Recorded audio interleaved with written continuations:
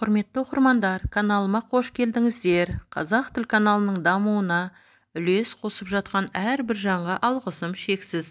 Шаңырақтарыңыз берекелі болсын, амандық пен жақсылықта болайық. Бір жақсы сөз бітірер, мың көңілдің жарасын. Кейде кішкене ғана бір жылы сөз адамға қанша қуаныш сыйлайды. Күні бойы жымиып көңілді жүресің.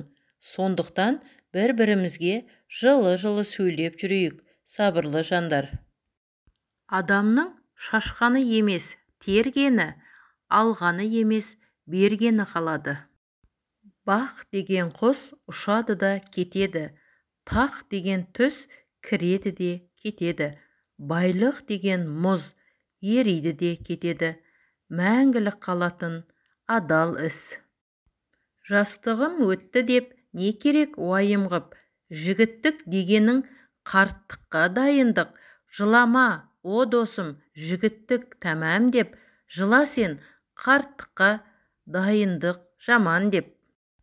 Бетке күліп, сырттан сөгетіндерден, өтірік жақсы көретіндерден, пайда үшін қулықпен келіп, ішіңе байқатпай енетіндерден, жауыңа ұстап беретіндерден, сырды сыртқа төгетіндерден, қиналғанда жоқ болып кетіп, тек керек кезде келетіндерден, сақтай көр Алла, бір өзің қолдап.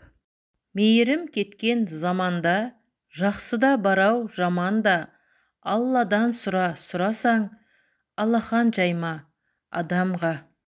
Адамдар былай дейді: адам баласы өте әлсіз жаратылған, күнәға да тез батады. Пендеміз ғой, періште бола алмайсың, және болуға да тырысып керек емес. Бұлай ойлау үлкен қате.